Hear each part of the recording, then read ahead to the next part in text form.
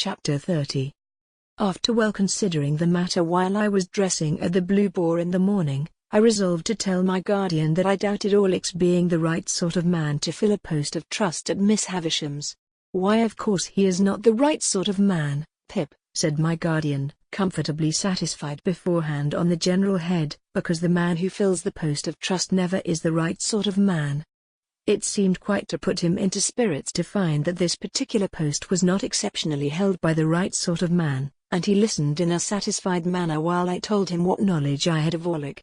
"Very good, Pip," he observed, when I had concluded. "I'll go round presently, and pay our friend off." Rather alarmed by this summary action, I was for a little delay, and even hinted that our friend himself might be difficult to deal with.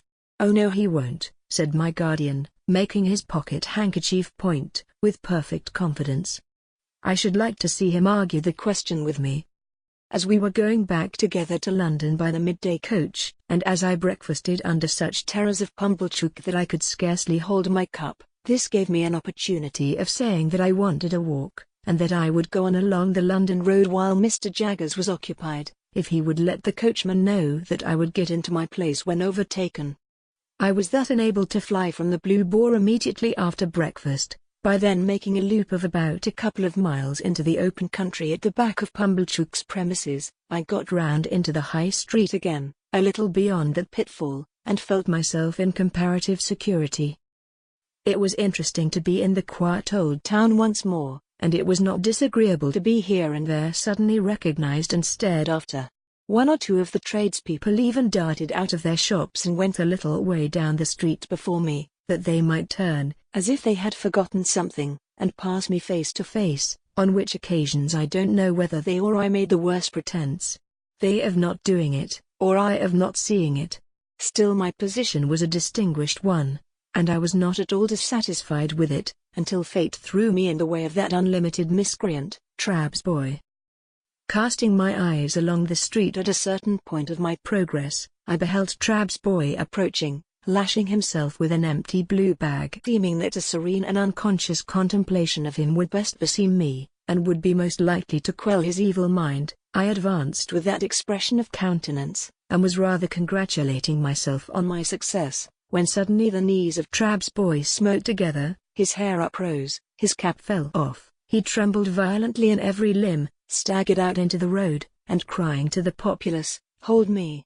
I'm so frightened," feigned to be in a paroxysm of terror and contrition, occasioned by the dignity of my appearance. As I passed him, his teeth loudly chattered in his head, and with every mark of extreme humiliation, he prostrated himself in the dust. This was a hard thing to bear, but this was nothing. I had not advanced another 200 yards when, to my inexpressible terror, amazement, and indignation, I again beheld Trabb's boy approaching. He was coming round a narrow corner. His blue bag was slung over his shoulder, honest industry beamed in his eyes, a determination to proceed to Trabb's with cheerful briskness was indicated in his gait. With a shock he became aware of me, and was severely visited as before. But this time his motion was rotatory, and he staggered round and round me with knees more afflicted, and with uplifted hands as if beseeching for mercy. His sufferings were hailed with the greatest joy by a knot of spectators, and I felt utterly confounded. I had not got as much further down the street as the post office, when I again beheld Trabb's boy shooting round by a back way. This time, he was entirely changed. He wore the blue bag in the manner of my greatcoat, and was strutting along the pavement towards me on the opposite side of the street, attended by a company of delighted young friends to whom he from time to time exclaimed, with a wave of his hand, "Don't know yer." Words cannot state the amount of aggravation and injury wreaked upon me by Trabb's boy. When passing abreast of me, he pulled up his shirt collar, twined his side hair, stuck an arm akimbo, and smirked extravagantly by, wriggling his elbows and body, and drawling to his attendants, "Don't know yer, 'pon my soul don't know yer." The disgrace attendant on his immediately afterwards taking to crowing and pursuing me across the bridge with crows, as from an exceedingly dejected fowl who had known me when I was a blacksmith, culminated the disgrace with which I left the town, and was, so to speak, ejected by it into the open country. But unless I had taken the life of Trabb's boy on that occasion, I really do not even now see what I could have done save endure. To have struggled with him in the street, or to have exacted any lower recompense from him than his heart's best blood, would have been futile and degrading. Moreover, he was a boy whom no man could hurt, an invulnerable and dodging serpent who, when chased into a corner, flew out again between his captor's legs, scornfully yelping.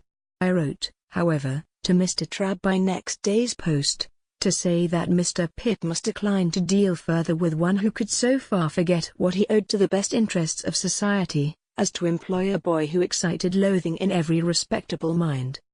The coach, with Mr. Jaggers inside, came up in due time, and I took my box seat again, and arrived in London safe, but not sound, for my heart was gone.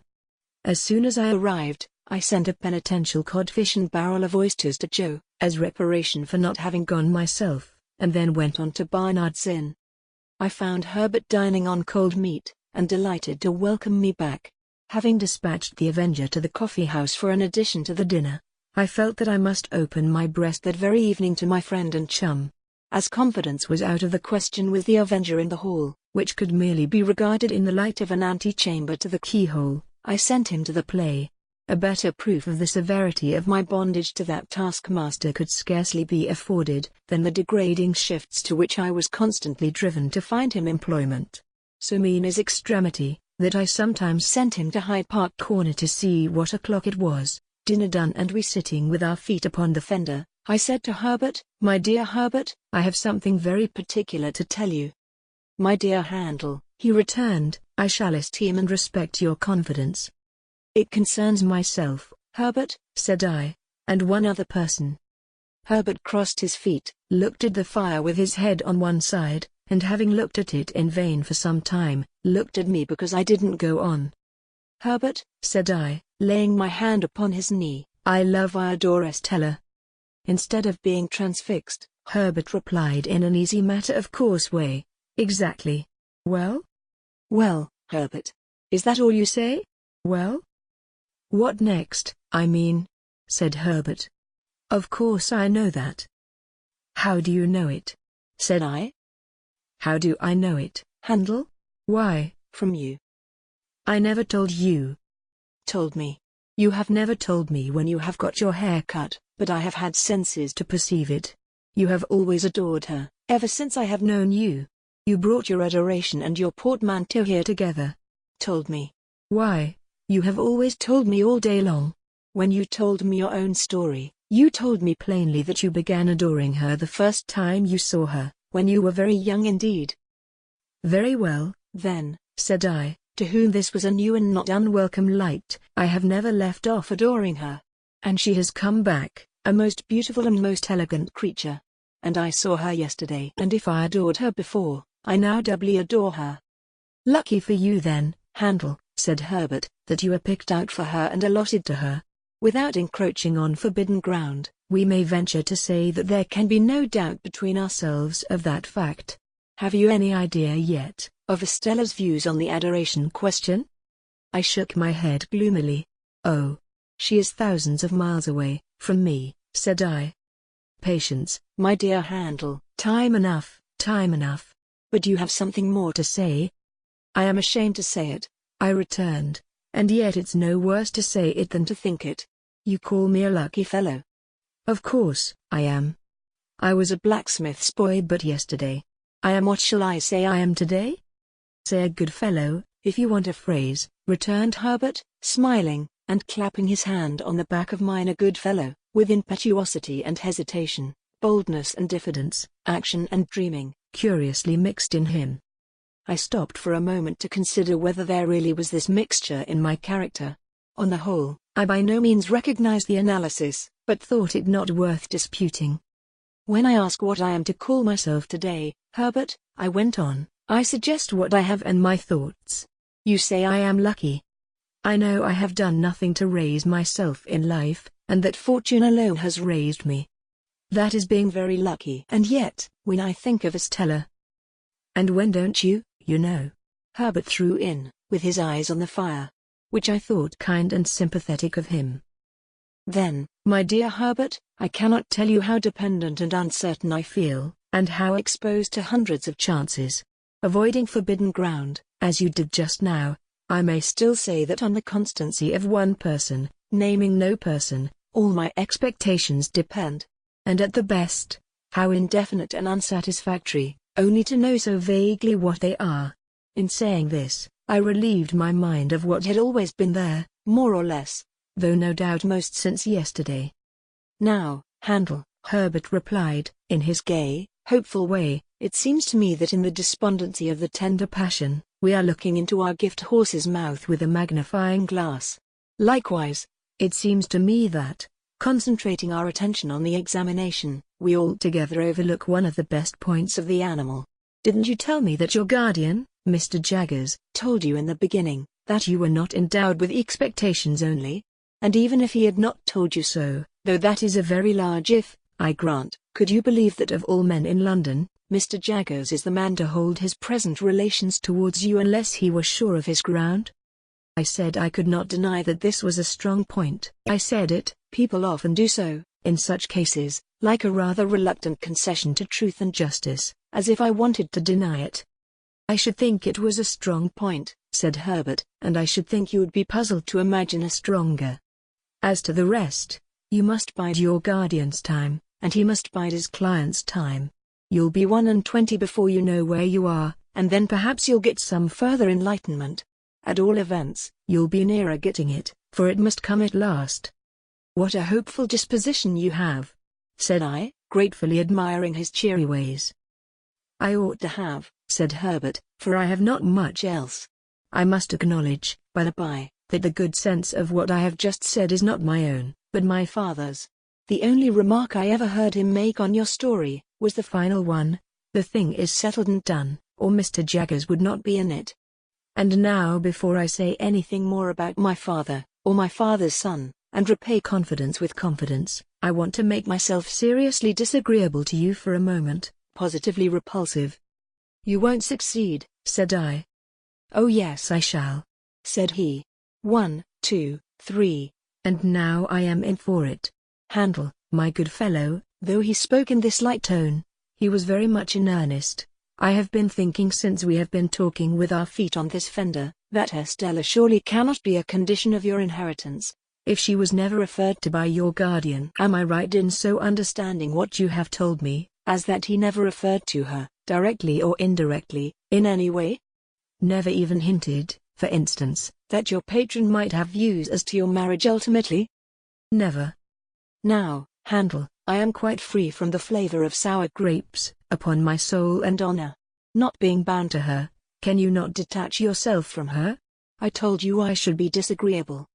I turned my head aside, for, with a rush and a sweep, like the old marsh winds coming up from the sea, a feeling like that which had subdued me on the morning when I left the forge, when the mists were solemnly rising, and when I laid my hand upon the village finger-post, smote upon my heart again. There was silence between us for a little while. Yes.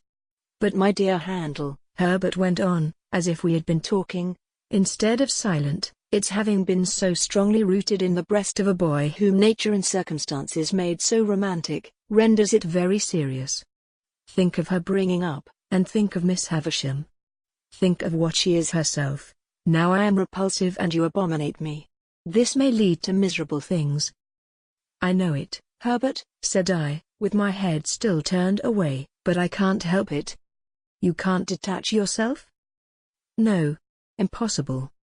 You can't try, Handel? No, impossible. Well, said Herbert, getting up with a lively shake as if he had been asleep, and stirring the fire, now I'll endeavor to make myself agreeable again.